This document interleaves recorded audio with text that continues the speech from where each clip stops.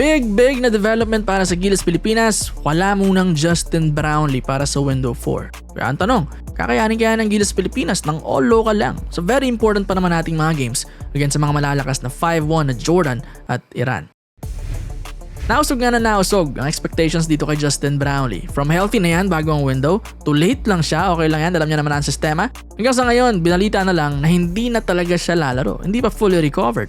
Na masakit sa team, no? At pati sa kanya, get well soon pa rin kay JB. Pero yun nga, sa Gilas Pilipinas, natapyasan ng malaki ang chances natin na manalo this window. Nakakapanghinayang, kung in-accept na lang sana natin na wala talaga siya nung una pa lang, baka nakapag-prepare pa tayo ng mas maayos. Kung di si Jordan Clarkson na best option sana natin kung tinawag nyo lang yun, pwede pa rin naman sana natin kuhain yung ibang mga Philams. Nakasikaso pa, diba? At na-prepare sila. Like Cedric Barefield, yan may G-League experience. Parang Pringle lang before na ginamit natin as naturalized sa qualifiers. Sino pa? Remy Martin, may Philippine passport yan. Uminit din to na nakaraan, 19 points sa kanyang final game sa SGA. Shot 7 for 9 sa field. At tuloy lang yung list, ang dami. Kung di pwede si Ange, si Diouf, naturalized na yan. At iba pang mga FIBA ineligibles like Big Wing kay Manny Ladi at kung sino-sino pa. But I guess mukhang wala nga tayong ganong plan B. Halimbawa ngayon yung hindi kaya pala ni JB. Sa 20-man pool kasi na pinasa natin sa website ng FIBA, tanging si Ange Kwame lang ang nakalista ron bilang reserba. At hindi rin siya pwede dahil maglalaro na ito sa France. Parang hindi talaga tayo naging prepared, no? Inaasahan nilang si Boatwright, hindi rin umabot. Ewan na kung anong nangyari dahil kaya pa sana natin maging better na team kung nakapaganda lang. Kailangan pa namang manalo dahil naghahabol tayo sa standings. But it is what it is, no? Wala naman tayong magagawa dyan. Balik na lang tayo sa main point ng video. Kayanin kaya ng mga locals natin yung bigger na load sa offense sa halimbawa man. Well, offensively, marami naman talaga tayong weapons. Juan Gomez de Leano, Dwight Ramos, Kevin Kiambao, Carl Tamayo at Kai Soto. Ito yung mga caliber sa team na kayang umiscore ng double digits if maganda ang araw nila. Parang any position naman na meron tayong scoring threat kahit mga locals lang. Si Juan, nakita na natin yung mag-breakout last window sa kanyang 23 points at 4 threes against Tall Blacks. Same with Tamayo, 17 points naman that game with 3 threes naman. KQ, ito kaposisyon ni JB, hindi man same level, no? Pero masasabing siya yung pinaka-confident nating scorer sa perimeter kahit saan titira talaga siya. Never naging gun shy ito. 23 points din against New Zealand nun with 3 threes.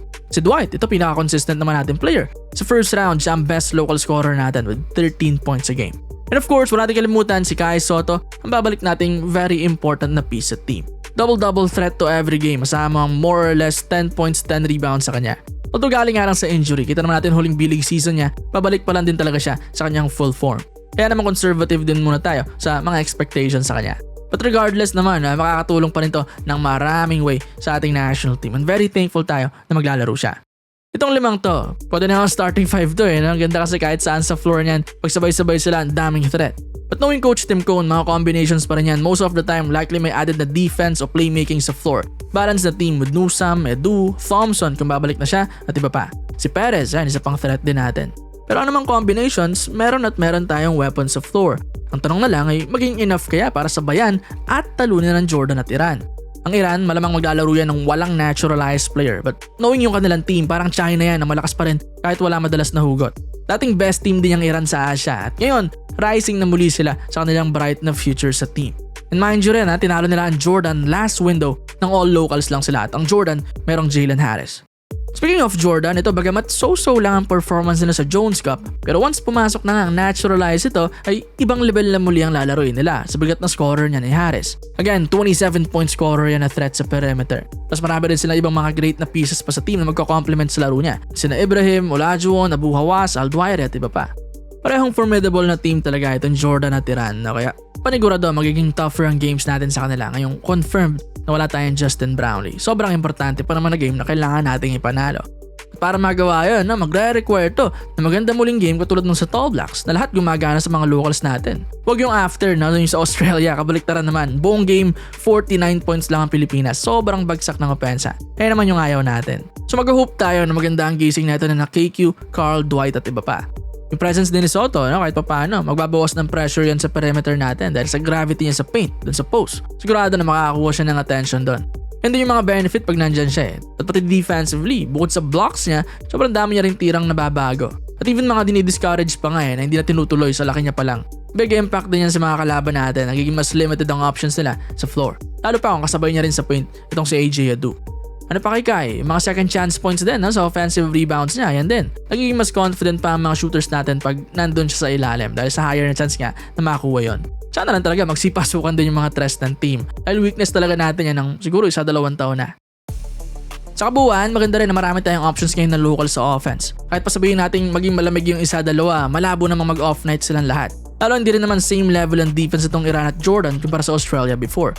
Malamang sa malamang, di tayo mako-hold nito sa 49 points lang. May mga gagana talaga sa ating team. Kaya yun, offense and defense, kahit pag all local man tayo, likely naman kakayanan nating makasabay. But of course, hindi nga lang guaranteed pa rin ang panalo. Pero we can say naman na better na team pa ito sa Gilas na nakipagpukpukan sa New Zealand last window. This time nga with Kai Sotto na 7-3 na may scoring, defense, a bit ng shooting, playmaking, and yung effect niya rin na dagdag na confidence ng buong team dahil kasama na nila muli siya. Kaya overall, better na team talaga ito compared ng window 3. Napag-usapan din natin nakaraan, tinalo natin before on Jordan na merong Ibrahim, Aldwairi at naturalized Dart Tucker dun sa home court lang ng 2022. At si Kwame lang yung dala natin nun with limited na numbers. Tapos yung 20 years old lang na si Kai ang nag-take ng charge down with team high na 16 points. Kaya kaya yan, no? Banat pa rin, laban pa rin, winnable pa rin itong mga games na ito. So sana sweep talaga as much as possible. Badly needed natin na mag 2-0 dito sa home court natin. Time na to na Dwight, Kai, Juan, lalo sina KQ at Carl mga kaposisyon ni JB na mag-step up at ipakita na kaya nating manalo ng All Filipino. Tough na job pero naman, suporta tayo. Good luck, Gilas Pilipinas.